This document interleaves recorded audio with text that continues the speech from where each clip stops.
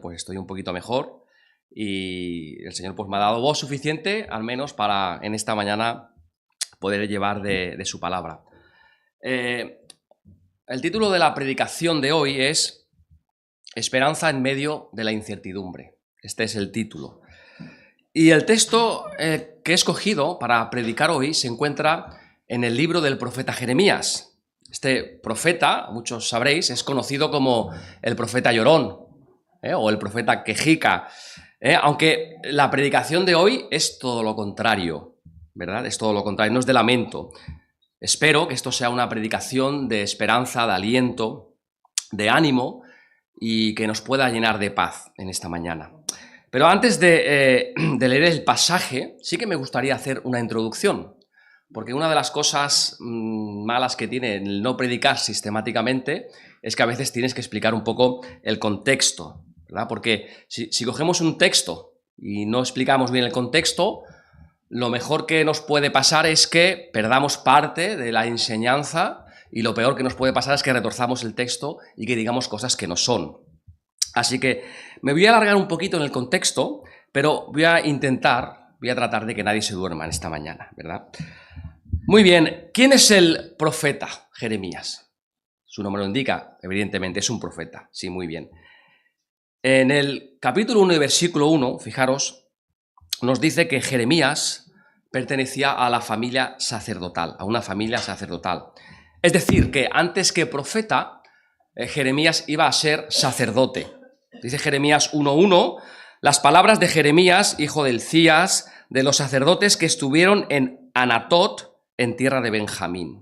Es decir, ya sabemos un poco más, Jeremías era de la ciudad de Anatot, que estaba dentro del territorio de Benjamín, al sur de Israel. Así que ya sabemos que Jeremías era un sacerdote israelita, más concretamente del reino del sur, y sabéis que después de los 3 primeros reyes, ¿verdad?, que fueron Saúl, David y Salomón, el reino se dividió en 2, se partió, quedó el reino del norte y el reino del sur, que era un poco más pequeño. Pues bien, Jeremías pertenecía al reino del sur. Y fijaros, el llamado de Jeremías se fue muy rápido, fue muy pronto. Jeremías fue llamado como profeta apenas, era un joven, no superaba los 20 años.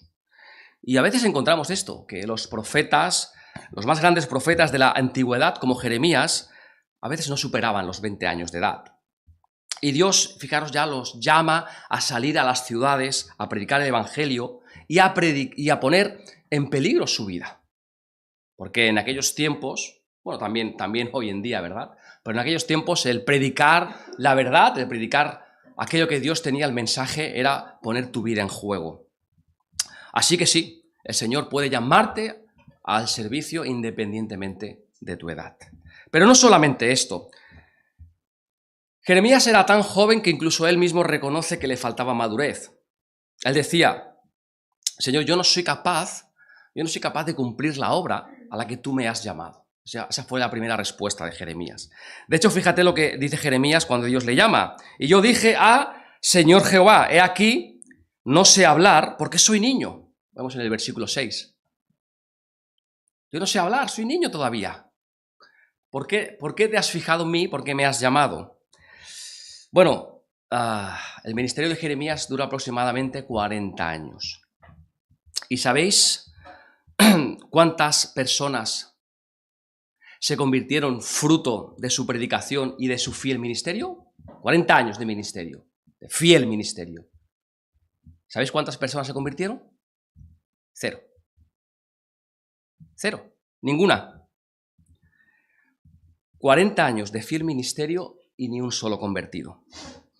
De hecho, precisamente se le conoce como el profeta llorón porque está continuamente lamentándose de que absolutamente nadie le hacía caso, que nadie escuchaba su predicación. Esa era la queja de Jeremías. Nadie me hace caso. Por poner un par de ejemplos, en el capítulo 6 de Jeremías dice lo siguiente: ¿a quién le hablaré?, dice el profeta, ¿a quién le advertiré? ¿Quién podrá escucharme? Todos tienen tapados los oídos y no pueden comprender. La palabra del Señor les ofende, detestan escucharla. Esta era la audiencia que Jeremías tenía. Pero continúa, el capítulo 25 dice que ella llevaba 23 años predicando. Y fijaos la frustración que tenía que haber en su corazón. Dice, el Señor me ha dirigido su palabra y yo os he hablado en repetidas ocasiones, pero no me habéis hecho caso. 23 años ya llevaba. Ahora, yo os pregunto, ¿creéis que su ministerio, que el ministerio de Jeremías fue exitoso? ¿Fue un éxito? ¿Sí o no? Bueno, claro, depende cómo miramos el éxito, ¿verdad? Si mides el éxito como lo mide el mundo, pues entonces su ministerio fue un fracaso, fue un absoluto fracaso, porque el mundo mide el éxito según los resultados visibles, ¿sí? Pero el concepto bíblico de éxito es muy diferente, es muy diferente. ¿Por qué? Porque no depende de los resultados visibles, no depende del número de convertidos, no depende de cuán grande, cuánta gente haya en la iglesia, no depende de esto. El éxito, según el concepto bíblico, es ser fiel y obediente a la palabra, a lo que Dios te ha encomendado. Independientemente de los resultados. Independientemente de los resultados. Porque los resultados nunca van a depender de ti. Nunca. ¿Se entiende? ¿Verdad? El resultado no depende de mí. Depende de mí el ser fiel y obediente al llamado. Ese es el éxito. Porque fijaros, hermanos, lo que Dios nunca nos va a llamar es a ser exitosos. Dios nunca te va a llamar y te va a decir, quiero que estés en este ministerio, quiero que hagas esto para que tengas éxito. Nos ha llamado a ser obedientes, a la obediencia. Y os pongo un ejemplo, aunque me tenga que desviar un poco, pero quiero dejar esto claro. Cuando Dios levantó a otro gran profeta, a Ezequiel, ¿verdad? Le dio una gran misión. La misión de Ezequiel era, mira, ve y predica a la nación de Israel. Eso es lo que le dice Dios a Ezequiel. Ves y predica a la nación de Israel. Pero antes de que Ezequiel salga al ministerio, fijaros lo que Dios le adelanta a Ezequiel. Le dice, el pueblo al que te mando predicar tiene el corazón muy duro y es muy terco y no te van a escuchar. Ah, bueno, qué bien. O sea, me mandas a servirte y ya me adviertes de que no va a servir de nada, que no me van a escuchar. Es decir, Dios ya sabía de antemano cuál iba a ser el resultado, pero aún así le manda. Aún así le manda. Fíjate lo que dice Ezequiel, capítulo 2, versículos del 3 al 7, vamos a leerlo. Y me dijo, hijo de hombre, yo te envío a los hijos de Israel, a gentes rebeldes que se rebelaron contra mí. Ellos y sus padres se han rebelado contra mí hasta este mismo día.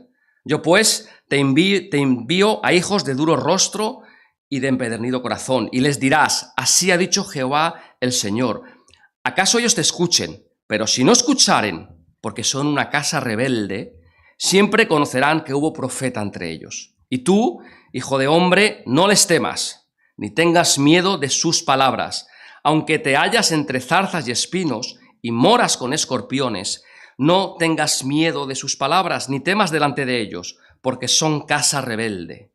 Les hablarás, pues, mis palabras. Escuchen o dejen de escuchar, porque son muy rebeldes. Fijaros. ¿Qué demandaba Dios a Ezequiel? ¿Que convenciese a la nación de Israel? No. Que obedeciese. Obediencia. Fíjate, aunque Dios sabía que el pueblo no iba a escuchar a Ezequiel, la misión que Dios le da es la de predicarles. Predicarles. Porque un hijo de Dios nunca ha sido llamado al éxito, sino que ha sido llamado a ser obediente. Hermanos, los resultados no dependen de nosotros, dependen de Dios y gracias a Dios que es así. Porque eso nos libera de carga, eso nos hace descansar. Nos hace descansar de que si somos fieles, ¿verdad? Si somos fieles, pues cuando estemos con el Señor, pues el Señor nos dirá, bien, bravo, siervo fiel, ¿verdad? Pero tenemos que ser fieles. No estamos llamados a tener éxito, sino a ser fieles. La misión que Dios nos ha encomendado a nosotros es la de predicar, la de dar testimonio de Dios. Eso sí que depende de nosotros. Si callamos, si no decimos nada, habremos fracasado en nuestra misión, que es la de ser obedientes a su palabra. Jeremías, lo hemos dicho, ninguna conversión, pero habló la palabra de Dios. Ese fue su éxito, su obediencia. Así que, hermanos, no nos desanimemos. No te desanimes por los resultados que a lo mejor estás obteniendo si en tu llamado estás siendo fiel. No te desanimes. ¿Y por qué estoy diciendo esto? Porque algunos podrían llegar a desanimarse, ¿verdad? Y podrían llegar a decir, bueno, es que yo no veo ningún resultado, ¿verdad? Todo este esfuerzo que estoy haciendo y no veo ningún resultado. No estamos viendo conversiones, la iglesia a lo mejor no viene gente nueva, a lo mejor no se llena, no vemos resultados. Mira, ya sea que te escuchen o que se nieguen a escucharte, sabrán que aquí, en Castellbisbal, hay una iglesia que ama al Señor Jesús y que está dispuesta a predicar el Evangelio. Yo creo que eso es lo importante. El éxito, los resultados, dependen de Dios, no dependen de mí. Y hermanos, está bien orar por el éxito, ¿verdad? A todos nos gusta ver fruto. Está bien, no digo que esté mal. Está bien orar por el éxito. Lo que no está bien es exigirlo o desanimarnos y tirar la toalla cuando no vemos resultados. Lo importante es entender que Dios no nos ha demandado éxito, nos ha demandado obediencia. Y si hay éxito, gloria a Dios. Para Él la gloria, no para mí. Y si no lo hay y eres fiel a su llamado, gloria a Dios también. Gloria a Dios también. Retomamos el tema, volviendo a Jeremías otra vez. Él fue un profeta fiel, un profeta obediente. Un profeta, cuidado, que tenía que dar un mensaje muy duro a la nación. Un mensaje de arrepentimiento. Un mensaje de arrepentimiento y un mensaje de juicio. El mensaje de Jeremías se podría resumir como algo así, ¿verdad? Si no os arrepentís de vuestros pecados, si no volvéis vuestro rostro a Dios, si no os volvéis de todas vuestras injusticias, de toda vuestra idolatría, pues entonces sabed que el juicio de Dios va a venir sobre vosotros. Y va a venir a través del imperio babilónico, a través de Babilonia. Y sabed que va a arrasar Jerusalén, y que va a arrasar el templo, y que se os va a llevar cautivos. Sería el resumen, resumiendo mucho el mensaje de Jeremías. Mensaje duro. Pero este es el mensaje que predicaba Jeremías. Ahora bien, fijaros, lejos de escuchar las advertencias del profeta, el pueblo, ¿qué hizo? Decidió escuchar a los falsos profetas de ese momento. ¿Y qué decían esos falsos profetas? No pasa nada. Estad tranquilos. Dios os ama. Vosotros sois la nación escogida. No os va a pasar nada. No va a venir ningún juicio. No va a haber consecuencias por el pecado. No va a haber guerra. Eso es lo que decía. Y claro, si yo tengo que escoger entre un mensaje y otro, yo me quedo con el mensaje positivo, ¿verdad? Con el que me dice que esté tranquilo, que no va a suceder nada. De hecho, dice en el capítulo 6 de Jeremías, dice que desde los profetas hasta los sacerdotes, todos eran unos farsantes. Dice, ofrecen curas superficiales para la herida mortal de mi pueblo. Dan garantías de paz cuando no hay paz. Y no hay nada más peligroso que decir hay paz cuando viene guerra. No hay nada más peligroso que eso, porque hace que bajes la guardia, te relajes y cuando ya está tan cerca es demasiado tarde. Así que este pueblo, lejos de arrepentirse, lo que hace es persistir en sus pecados. ¿Y qué ocurre al final? Bueno, tristemente, las advertencias de Jeremías se hacen realidad. El juicio de Dios vino sobre el reino del sur, sobre el reino de Judá. Sabemos que el imperio babilónico conquistó Jerusalén, de verdad, hubo destrucción, hubo muerte. ¿Y qué ocurrió? Que muchos judíos fueron deportados a Babilonia. Hubo varias deportaciones en la historia. La más conocida es la del 586, pero hubo una previa, hubo una deportación previa en el 597. Y en aquella primera deportación, que viene narrada en el segundo libro de Reyes, capítulo 24, se nos dice que 10.000 judíos fueron llevados como esclavos, como prisioneros. pero después de haber quemado sus casas, de haber matado a sus hijos, a sus mujeres, etc. Ahora, yo quiero que intentes ponerte en el lugar de esos judíos. ¿Sí? No entienden nada. No entienden nada de lo que está pasando. Resulta que aquí había unos profetas que nos estaban diciendo de que no iba a venir guerra, que no iba a pasar nada. Resulta que vienen, arrasan. Claro, hasta ahora el plan de Dios parecía que consistía en sacar a su pueblo de Babilonia. Y precisamente está pasando lo contrario. Precisamente está pasando lo contrario. Están volviendo a Babilonia. Babilonia. ¿Recordáis en el Génesis la torre de Babel? Sí, Babel, eso es Babilonia. Babilonia representa en la Biblia, a través de toda la Biblia, ese sistema corrupto, de maldad, de una posición absoluta en contra de Dios. Así que en Babel comienza toda esa maldad a unificarse. ¿Y qué decían en Babel? ¿Qué decían todos juntos? ¿Os acordáis? Hagamos una ciudad aquí y hagámonos un nombre. Hagámonos un nombre. Todo de espalda a Dios. Todo de espalda a Dios. ¿Y Dios qué hace? Interviene y destruye sus planes. Un poquito más adelante, fijaros, vemos a Abraham. Abraham. ¿Y qué le dice Dios a Abraham? Sal de tu tierra. Sal. ¿Y de dónde era Abraham? Era de Ur, de los caldeos. Precisamente, este es el lugar que posteriormente será conocido como toda la parte de la religión de Babilonia. Sal de allí, Abraham. Sal de Babilonia. Y a lo largo de toda la Biblia vemos a Dios que está constantemente sacando a su pueblo de Babilonia.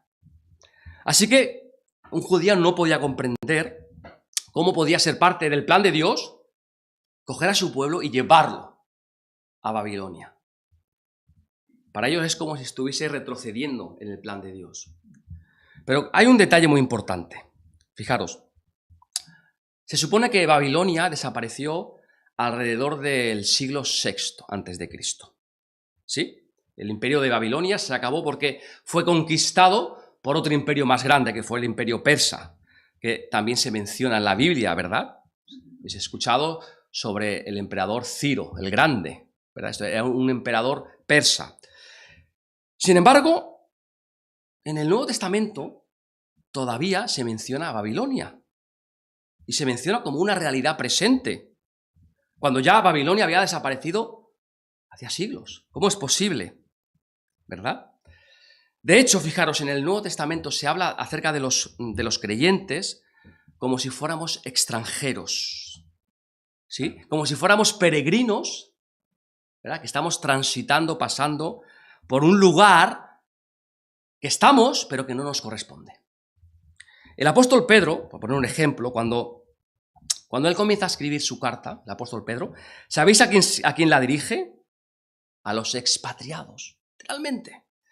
¿Y sabéis cómo termina su carta? La iglesia que está en Babilonia os saluda. ¿Cómo puede ser? No existía Babilonia. Babilonia había desaparecido ya. Pedro está usando la figura de Babilonia para referirse a todo ese sistema de maldad que todavía estaba presente en su tiempo en el Imperio Romano y que sigue también presente en nuestro tiempo. De hecho, Babilonia volverá a aparecer otra vez en el último libro de la Biblia, en Apocalipsis. Y representa, lo sabéis, ¿no? Lo que representa Babilonia en el Apocalipsis, la corrupción, la maldad, el sistema mundial que se opone a Dios. Eso es Babilonia. Y aquí, fijaos, en este texto, cuando leemos un texto tan antiguo, que parece que sea tan lejano a nosotros y que no tiene nada que ver con nosotros, en realidad esto está mucho más cerca de nosotros de lo que nos imaginamos. Porque en un sentido seguimos siendo ese pueblo de Dios que vive exiliado, que anda como peregrinos, ¿verdad? Como extranjeros en medio de una sociedad corrupta, de una sociedad que se opone a Dios. Y muchas veces, ¿cuántas veces nos hemos preguntado cómo es posible esta maldad en el mundo? ¿Cómo es posible? ¿Cómo puede ser que haya tanta corrupción, que se aprueben tantas leyes que van en contra de la vida, que van en contra de la moral universal y que van en contra de una clara oposición a Dios? Bueno, pues en medio de este sistema es el que nos ha tocado también vivir a nosotros. Y la razón de por qué ocurre esto es que en cierto sentido todavía estamos viviendo en Babilonia. Aún vivimos en Babilonia. Y si tú eres parte del pueblo de Dios, pues tienes que saber que vivir en Babilonia no es fácil. No es fácil. ¿Por qué? Porque te sientes extranjero allí. Te incomoda tanta corrupción, tanta maldad, tanta injusticia, tanto engaño, ¿verdad? Nos incomoda. Y yo cuando veo este sistema, yo no veo ningún propósito, no veo ningún plan de Dios. Yo lo único que veo es triunfar la maldad. Nada más que eso. Bueno, pues ahora métete en la piel de esos judíos. Que además de eso, además de haber sido arrancados literalmente de sus familias, habían sido llevados a la fuerza a un país extranjero, a un país lejano, y ellos miraban atrás y veían sus casas ardiendo, sus familias, mujeres muertas, sus hijos muertos, o llorando, o desamparados. Eso es lo que veían cuando miraban atrás. Y están sufriendo tanto que entonces en ellos, en este pueblo judío, comienza a aflorar preguntas, dudas. Dudas y preguntas que también suelen aflorar en nosotros cuando estamos pasando por periodos de sufrimiento y por periodos que no entendemos. ¿Dónde está Dios? ¿Por qué Dios no evita esta situación por la que estoy pasando? Yo no veo ningún propósito de bien en esto. La vida parece no tener sentido a veces. Y en ese contexto, fijaros, vuelven a surgir otra vez los falsos profetas. No os preocupéis. Aquellos mismos profetas que le habían dicho al pueblo, no va a suceder, no va a haber guerra, no va a haber deportación, ahora le estaban diciendo, no os preocupéis, esto se acaba pronto. Esto va a durar muy poco. Dios nos va a librar rápidamente de la amenaza babilónica. ¿Vamos a volver a nuestra tierra? No es para tanto. Y claro, fijaros, en esta situación hay dos graves peligros. Ellos, ¿qué podían hacer? Podían creer a esos falsos profetas, ¿verdad? Esa falsa expectativa de que no era para tanto, de vivir confiados en el engaño. Pero en segundo lugar, podían caer en el pesimismo, en la desesperanza más absoluta. Perder todas las esperanzas y convertirse en un pueblo duro, resentido, ¿verdad? Así que Jeremías que sigue en Jerusalén, porque él no había sido deportado, tiene un doble trabajo como profeta. En primer lugar, él tiene que poner fin a las falsas esperanzas, de aquellos que creían que iban a salir rápidamente de ahí. No va a ser así, ¿verdad? Pero en segundo lugar, tenía que poner al pueblo de Dios en una perspectiva correcta de la situación, que era la perspectiva de Dios. Y para eso Jeremías comienza a escribirles una carta. Una carta. Esa carta comienza en el capítulo 29. El capítulo 29 comienza precisamente reconociendo que es una carta y que Jeremías dice, mirad, oye, os digo una cosa, construir casas, plantar huertos, comer del fruto de esos huertos, porque la cosa va para largo. La cosa va para largo. Y versículos del 8 al 10 y luego más adelante, fijaos, les dice, no os engañen vuestros profetas que están entre vosotros, ni vuestros adivinos, ni atendáis a los sueños que soñáis, porque falsamente os profetizan ellos en mi nombre. No os envié, ha dicho Jehová, porque así dijo Jehová, cuando en Babilonia se cumplan los 70 años, yo os visitaré y despertaré sobre vosotros mi buena palabra para haceros volver a este lugar. En otras palabras, no tengáis falsas expectativas. Muchos de los que estaban allí no iban a volver jamás a Jerusalén. Jamás. Pero justo después de decirle estas palabras que serían como un jarrón de agua fría, ¿verdad? Para muchos, Dios añade unas palabras que se han convertido en uno de los versículos, yo creo que más preciados y más valorados de toda la Biblia. Unas palabras que han sido el refugio y consuelo de la esperanza de muchos creyentes. Mi deseo esta mañana es que todos podamos abrazarnos firmemente a esta verdad que contiene este versículo. ¿Para qué? Para que cuando a ti se te olvide esta verdad, ¿verdad? Cuando a ti se te olvide, tú al que está a tu lado, se la puedas recordar. ¿Sí? Y cuando se te olvide a ti, el que está a tu lado, te la pueda recordar a ti. Jeremías 29:11, vamos a leerlo, dice así. Porque yo sé los pensamientos que tengo acerca de vosotros, dice Jehová. Pensamientos de paz y no de mal, para daros el fin que esperáis. Versículo corto. Este versículo, para mí, yo podría estar escuchándolo y repitiéndolo una y otra vez, y nunca me cansaría de escucharlo. Porque yo sé los pensamientos que tengo acerca de vosotros, dice Jehová. Pensamientos de paz y no de mal, para daros el fin que esperáis. Hermanos, y en este pequeño versículo yo veo 3 lecciones fundamentales que, si las recuerdas, si las abrazas con fe, van a cambiar para siempre tu manera de ver la vida. Porque, hermanos, estas verdades que contienen este versículo van a darle sentido a lo que aparentemente no tiene sentido.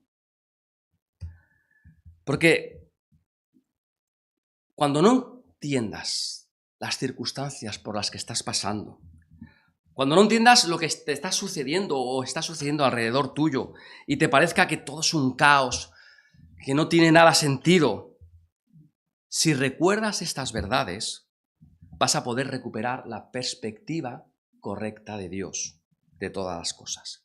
La perspectiva correcta. Y yo creo que esto es importante, ¿no? Porque al creyente muchas veces lo que hace el Señor es que nos tiene que poner ante la perspectiva correcta, ¿no? Es decir, estamos mirando hacia una dirección que no es la correcta, ¿verdad? Y lo que hace el Señor es, nos gira a veces y nos pone en la perspectiva correcta. Es decir, por aquí tienes que andar. Por aquí tienes que andar. Y ese es el camino por el que tenemos que andar.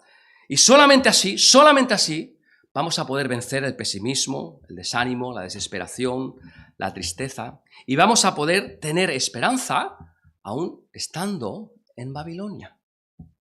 Porque yo sé los pensamientos que tengo acerca de vosotros, dice Jehová, pensamientos de paz y no de mal, para daros el fin que esperáis. La primera lección fundamental que Dios quiere que aprendas hoy, que recuerdes, es que Dios tiene plan para los suyos. Eso es lo primero. Yo sé los planes que tengo. Recuerda esto, cuando tu vida parezca un caos. Ahora es que no entiendo por qué tengo que estar pasando por esta enfermedad.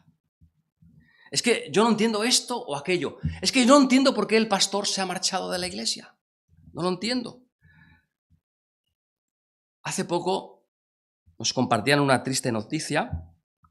2 personas queridas, yo las había llegado a conocer, Juan y Charo, 2 misioneros extranjeros, ellas eran de Canadá, también han estado muchísimos años sirviendo a la iglesia aquí en España, sobre todo en la parte de Zaragoza. Han sido inspiración y de bendición para muchos creyentes. Bueno, ellos llegaron en el año 73 aquí, imaginaros, en el 73. Y hacía 10 años que se habían jubilado, 10 años, y habían marchado al Canadá. Habían marchado al Canadá, a su tierra, sus hijos seguían aquí en la obra del ministerio, y la semana pasada, hace una semana, nos llegaba la triste noticia en que habían fallecido los dos en un triste accidente de vehículo, de coche. Ellos iban con el coche conduciendo, otro vehículo se saltó el stop y murieron de golpe, ¿no? Bueno, y uno se pregunta, ¿qué propósito hay en eso? ¿Qué propósito hay en eso, no? Se hizo el sepelio, se hizo un homenaje, un sepelio aquí en Barcelona. Hubieron muchos creyentes, incluso se retransmitió por YouTube. Estuvieron hablando sus hijos, dando testimonio. Fue precioso, ¿no? Porque sus hijos decían, ellos se quisieron poner en contacto con el conductor, no pudieron hacerlo, la policía no les dejó, pero por medio de la policía le dejaron un mensaje que es que lo habían perdonado. no guardaba ningún rencor por esta persona, ¿no? Pero a veces, estas circunstancias, uno no las entiende, ¿no? Personas que se han dedicado toda su vida al ministerio, a servir, ¿no? Que ahora estaban en su retiro, descansando, y que su vida ha sido segada de esta manera. Bueno, cuando no encuentras el propósito en algo, o cuando eso te esté conduciendo al desánimo, cuando eso esté produciendo en ti tristeza, recuerda esto: Dios tiene planes para los suyos. Porque una de las grandes verdades es que la vida no transcurre en el azar. No hay azar en la vida. Los acontecimientos que vivimos, aunque a veces nos puedan parecer a nosotros que no tienen sentido, pero Dios no se ha olvidado de ellos, no se ha olvidado de nosotros. Y aunque esos judíos podían pensar, ¡buah, es que ahora estamos aquí en Babilonia, nos han deportado, han matado a nuestras mujeres, se acabó todo! Lo primero que les dice Dios es: yo tengo planes para los míos. Dios deseaba que todo su pueblo supiera que Él seguía teniendo planes para ellos. De la misma forma podemos decir y podemos afirmar con seguridad que Dios tiene planes para Castellbisbal, para la iglesia de Castellbisbal. ¿Por qué? Porque esta iglesia es suya. ¿Y qué nos dice la palabra? Dios tiene planes para los suyos. ¿Lo crees o no lo crees? Todo lo que el Señor está haciendo, todo lo que el Señor está permitiendo en su iglesia, ha sido planeado cuidadosamente por el Señor. No es fruto del azar, es fruto de su plan. Yo sé los planes que tengo, Él tiene un plan. Pero no sé qué va a ocurrir, no sé quién va a ser el pastor ahora y qué va a ocurrir. No lo sé, pero Dios tiene un plan. Y si tardamos mucho en encontrar un pastor y si esta situación se extiende y no lo sé, pero Dios tiene un plan. Porque Dios, hermano, siempre, siempre, siempre, siempre tiene un plan. ¿Lo crees? Si es así, abraza esta verdad. No permitas que tu mente se quede ahí divagando. Abrázala, abraza esta verdad para que llene tu corazón, para que tu corazón se inunde de paz. La paz de saber que Dios tiene un plan. Y si entiendes esta verdad y todo lo que esa verdad implica para tu vida y para la vida de la iglesia, hermanos, eso nos tiene que llenar de gozo, nos tiene que llenar de esperanza y de paz. ¿Sí? Amén. Y aquí viene la segunda lección fundamental de este versículo. Porque Dios, además de tener un plan, nos dice que Dios conoce su plan, no improvisa. Dios no va improvisando a medida que van ocurriendo los acontecimientos. Él va diciendo, uy, ahora ocurre esto, pues ahora hago esto. No. Él tiene un plan, pero además conoce sus planes. ¿Pero qué ocurre? Él conoce sus planes, pero no siempre nos da a conocer a nosotros sus planes. De hecho, generalmente no nos lo da a conocer, pero los tiene y los conoce. Cuando uno va a ser padre, sobre todo la primera vez, pues uno empieza rápidamente a hacer planes, incluso ya aun cuando faltan muchos meses, ¿verdad? Y empieza a prepararlo todo y a organizarlo y la habitación y qué faltará y esto, ¿verdad? Os ha pasado, ¿no? Los que habéis sido padre. ¿Y qué ocurre? Planificas con todo tu amor, ¿verdad? Pensando y imaginando cómo sucederán las cosas. ¿Por qué? Porque tú quieres proveer lo mejor. Quieres proveer lo mejor. Ahora piensa algo. Dios es tu Padre Celestial y Él tiene planes para ti, incluso antes de tu nacimiento.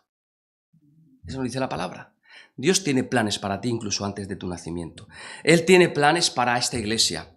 Y Él sabe muy bien cuáles son esos planes, porque Él mismo los ha trazado. Y a diferencia de nuestros planes humanos, que son limitados, que muchas veces son imperfectos, ¿verdad? Pues sus planes son perfectos. Perfectos. Y aunque a veces no nos lo parezca, ¿verdad?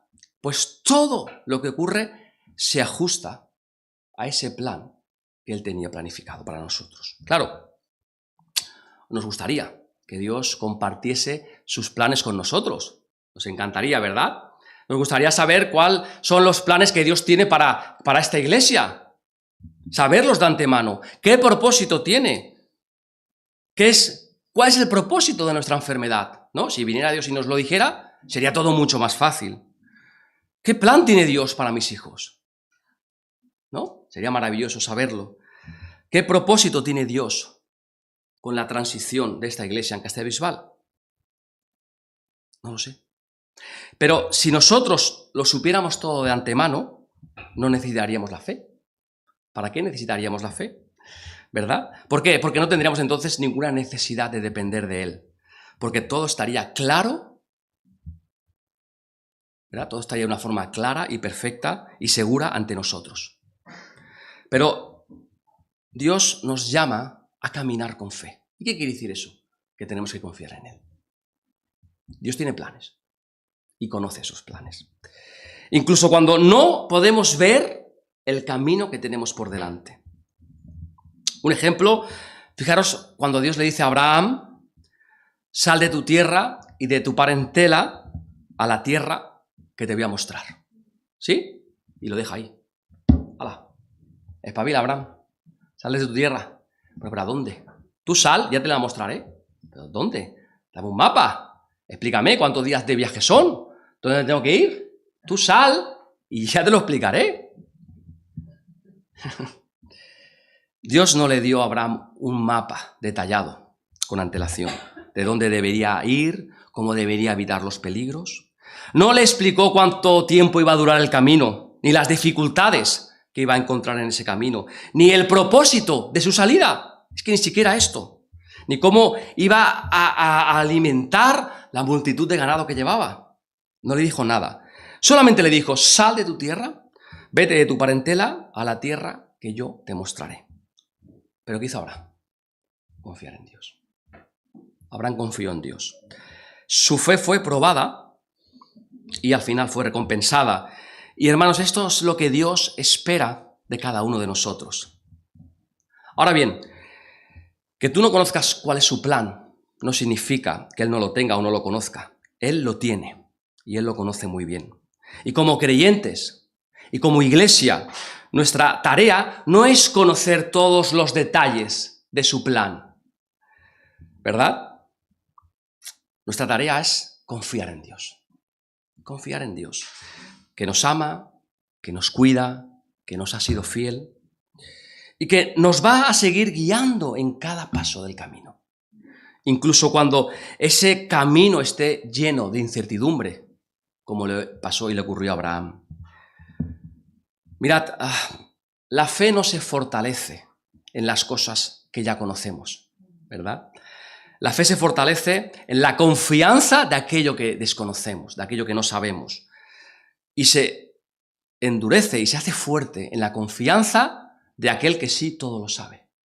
De aquel que todo lo sabe. Y punto. Y si queremos saber más, pues no vamos a saber más. Y tenemos que confiar en el Señor. Dios tiene planes para los suyos y Dios conoce sus planes. Y la última y tercera lección con la que yo creo que el Señor quiere dejarnos en esta mañana es que los planes de Dios son buenos. Y creo que esto es importante. Planes de paz para daros el fin que esperáis. Y esta también para mí es una de las partes más difíciles de creer del versículo. Especialmente cuando las circunstancias que tenemos delante nos dicen todo lo contrario. Todo te va mal. Todo es un desastre.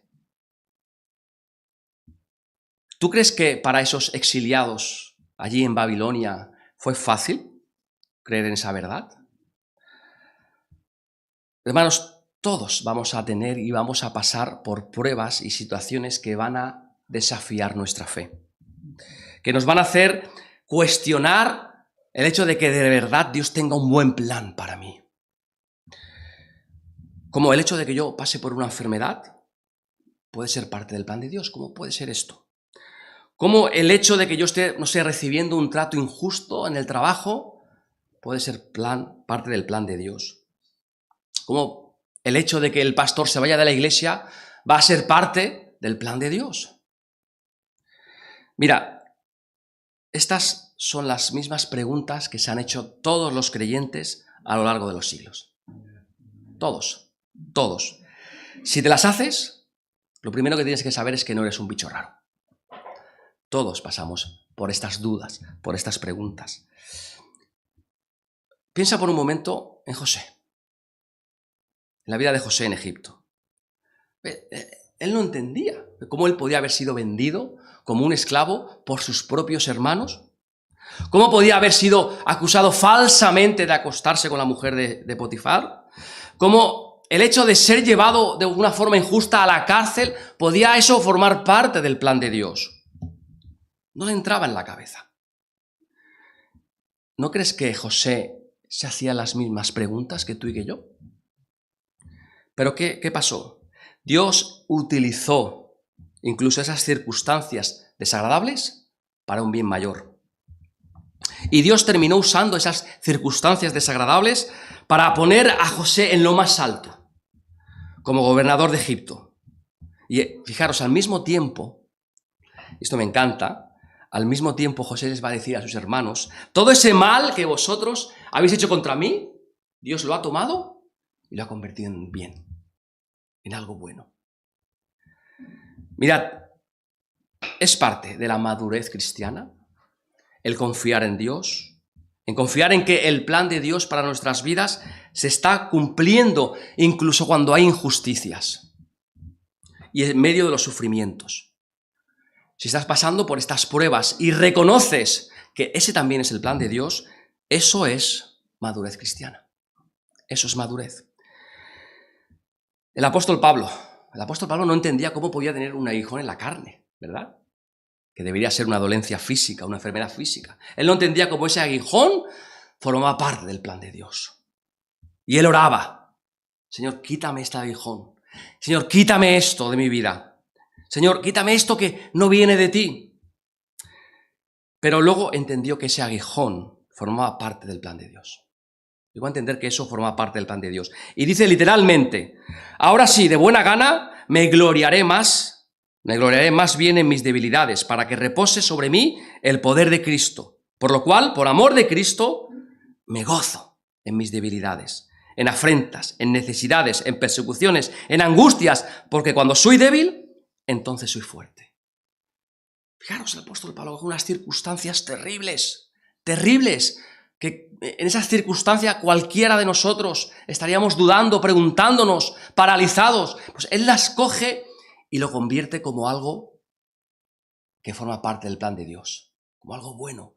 Dios me está usando estas circunstancias en mi vida, porque Dios está cumpliendo un propósito en mi vida. No sé cuál, pero lo está cumpliendo. Y este mismo apóstol Pablo, en otro lugar, nos da una lección, Romanos 8:28, lo sabemos de memoria, ¿verdad? Y sabemos que los que aman a Dios, todas las cosas ayudan a bien.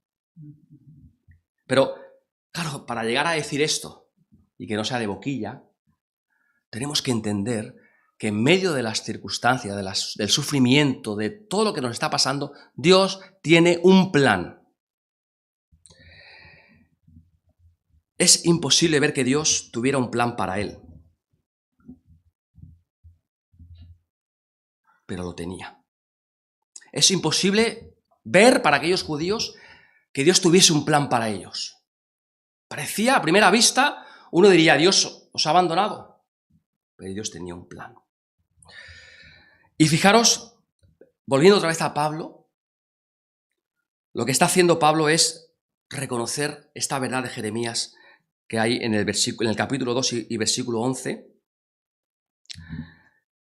Perdón, en el capítulo 29, versículo 11, dice, el Señor tiene planes para los que le aman y esos planes son de bien. Eso es lo que estaba diciendo. Es decir, yo puedo coger el texto de Romanos, ¿sí? A los que aman a Dios, todas las cosas ayudan a bien. Puedo coger el texto de Jeremías 29:11, yo sé los planes que tengo, planes de paz, planes buenos, hermanos, y es el mismo versículo. Está diciendo lo mismo. Aquellos que creen que Dios les ama, que son de Él, Dios tiene un plan para ellos y un buen plan. ¿Y Job? ¿Podríamos hablar de Job? Podríamos tirarnos aquí hablando de Job, ¿verdad? Bueno, Job nunca entendió por qué la vida le trató así tan mal. Nunca lo llegó a entender. Perdió a sus hijos, perdió su salud, perdió todas sus posesiones. Que lo que le ocurría no tenía ningún sentido. ¿Pero qué he hecho yo? Se preguntaba, ¿qué he hecho yo?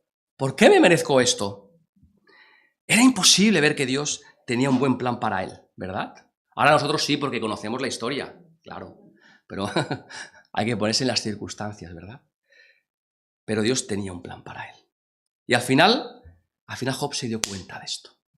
Al final Job llegó a la misma conclusión. Y con mucha humildad, fijaros, dijo lo siguiente en Job 42, del 1 al 6. Yo conozco que todo lo puedes y que no hay pensamiento que se esconda de ti. ¿Quién es el que oscurece el consejo sin entendimiento? Por tanto, yo hablaba lo que no entendía, cosas demasiado maravillosas para mí que yo no comprendía. Oye, te ruego y hablaré. Te preguntaré y tú me enseñarás. De oídas te había oído, mas ahora mis ojos te ven. Wow. Eso es madurez. El llegar al entendimiento de que no conocemos cuál es el plan de Dios, pero hay un plan. Él conoce un plan, tiene un plan y es un plan bueno para mi vida. Mirad, en nuestra vida cristiana es natural pasar por momentos de confusión, por momentos de dolor que nos van a llevar en algún momento a cuestionar cuál es el plan de Dios. Sin embargo, como nos muestra, lo hemos visto, la experiencia de José, de Pablo, de Abraham, de Job y de otros muchos creyentes a lo largo de la iglesia y de la historia. Aunque no siempre entendamos por las circunstancias en las que estamos pasando, podemos confiar de una forma segura que Dios está obrando en esas circunstancias. Yo no lo sé, a lo mejor tú tampoco lo sabes, pero Él sí lo sabe. Y los planes de Dios a veces no son claros para nosotros. ¿Por qué? Porque nosotros tenemos una perspectiva limitada, ¿verdad? Y vemos hasta donde podemos ver. Pero confiemos, son planes siempre perfectos, buenos y llenos de propósitos. Y hermanos, es verdad que era muy difícil creer para esos judíos que habían visto sus casas como habían sido quemadas, que se habían visto obligados a salir dejando atrás a sus familias. Y sin embargo a ellos Dios les promete que ha decidido darles un futuro y una esperanza. Y fijaros que a través de la fe Dios nos llama a confiar en su soberanía. Y nos invita a creer, hermanos, que al final del camino vamos a ver su bondad. Al final del camino vamos a entender cuál era ese plan, si no lo hemos entendido aquí. Y vamos a reconocer la sabiduría de su plan. Vamos a reconocer su sabiduría. Ahora, yo te pregunto esta mañana, ¿has experimentado o estás experimentando momentos en la vida donde todo parece un caos? Momentos en la vida donde no puedes ver de una forma clara cuál es el propósito de Dios. ¿Piensas que hay situaciones actuales en tu vida o en la vida de la iglesia que parecen no tener sentido? Todo este proceso de transformación, de transición que estamos pasando en la iglesia, ¿te han hecho dudar del buen plan que Dios tiene para su iglesia? ¿Hay áreas en tu vida o en la vida de la iglesia donde te cuesta reconocer que Dios tiene un plan y que es un plan bueno? Dios tiene un plan para sus hijos. Y aunque a veces no vamos a poder comprender todos los detalles de ese plan, podemos confiar que Él conoce ese plan. Y fijaros, de la misma forma que Dios hizo con Israel, ¿verdad? Durante el exilio en Babilonia, que les infundó, les dio esperanza, ¿verdad? Les dio un motivo. Dios hace lo mismo. Dios te asegura a ti, Dios me asegura a mí y nos asegura como iglesia que sus planes son planes de bienestar, no de mal, de bienestar. Y que en Él siempre vamos a tener un futuro y una esperanza. Hermanos, y yo añadiría todavía más, una esperanza gloriosa. Porque nuestra esperanza no es una esperanza como cogida, ¿verdad?, por los pelos, ¿no? No es una esperanza gloriosa, ¿verdad? La gloria futura. Hermanos, en este periodo de prueba, de transición en la Iglesia, es un tiempo que puede traer incertidumbre, preguntas, dudas, incluso miedo. Incluso miedo. Y yo lo sé porque también me pasa a mí. También me pasa a mí. Pero al igual que los israelitas allí en Babilonia, estamos llamados a confiar en que no solamente Dios tiene un plan, que no solamente Dios conoce cuál es ese plan y que lo dirige con una precisión perfecta, sino que, hermanos, no estamos abandonados, no estamos desorientados, estamos en las manos de un Dios que sabe lo que hace. Si tuviésemos que estar en las manos de un hombre, iríamos listos, ¿verdad? Pero estamos en las manos de un Dios que sabe lo que hace. Y mi oración en esta mañana es que nosotros podamos enfrentar esta etapa como iglesia, como congregación, y que podamos aferrarnos, que podamos cogernos a esta promesa de Jeremías 29:11. Que cada uno de nosotros, en medio de cualquier desafío, podamos recordar que Dios está orquestando un plan. Está orquestando un plan para nuestra vida, para tu vida, para esta iglesia. Un plan que va a traer paz, esperanza y un futuro asegurado en él. No en el éxito humano. Ese no es el plan de Dios. Un futuro asegurado en él. Y hermanos, fíjate que el Señor te está invitando hoy, si no lo has hecho antes, a responder a ese llamado. A responder a ese llamado. A lanzarte y poder decir, Señor, yo hoy he decidido creer que tú tienes un buen plan para mi vida y para esta iglesia. No sé cuál es. Y a lo mejor tú no me lo vas a revelar. Pero yo he decidido creer. Y eso sí que es decisión nuestra. ¿Sí? Hay cosas las que no podemos hacer, ¿no? Lo hemos dicho. El éxito no lo aseguramos nosotros. Es parte de él. Pero hay cosas que sí que están en nuestra mano. Y la cosa más importante es que podemos confiar en él. Confiar que, aunque no siempre entiendas el por qué o el cómo, Dios te va a estar guiando con un propósito divino. ¿Verdad? Así como los israelitas tuvieron que asentarse en Babilonia, no les quedó otra. El juicio de Dios le estuvo advirtiendo años y años. Va a venir un juicio, ¿verdad? Y al final vino. Y fue terrible, terrorífico. Pero hermanos, tuvieron que asentarse en Babilonia y tuvieron que confiar en el plan de Dios. Asiéntate tú en esas verdades de Jeremías 29:11. Y hermanos, dedícate a vivir la vida con un propósito, con fidelidad al Señor. No solamente como aquel que va pasando por la vida y que van dejando que pasen los años, ¿sí? Y hasta que el Señor me llame en un momento dado y me vaya a su presencia y se terminó todo. Y sí, si eres creyente irás con el Señor, pero tu vida habrá pasado por aquí sin un propósito, ¿verdad? Sin un propósito.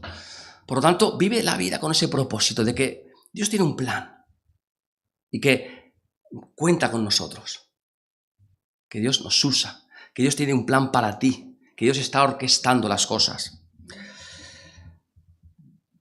Que esta promesa, hermanos, esta maravillosa promesa de Jeremías 29:11 sea un ancla para nuestra fe. Cuando estemos ahí dudando, cuando estemos ahí con la duda, vayamos a Jeremías 29:11. Dios tiene planes. Conoce sus planes. Son planes buenos. Se acabó toda duda, ¿verdad? Se acabó toda duda. Estoy en manos del Señor. ¿En qué mejores manos puedo estar? Que estas verdades sean un ancla para nuestra fe mientras poco a poco vamos avanzando juntos hacia ese futuro que el Señor tiene preparados para nosotros. ¿Tú te imaginabas cómo sería tu vida ahora hace 20 años? ¿Te lo imaginabas? No, yo no me lo imaginaba, ¿verdad? No sabía. Pero ahora viendo la vista atrás, si yo puedo decir algo, si puedo dar algún testimonio, por pequeño que sea, yo puedo decir, ¡buah! ¿Cuántas cosas me ha librado el Señor? ¿En cuántas cosas el Señor ha estado orquestando para mi vida? Y yo puedo decir, he visto la mano de Dios en tantas cosas Pero claro, lo veo ahora, pero en su momento no lo veía.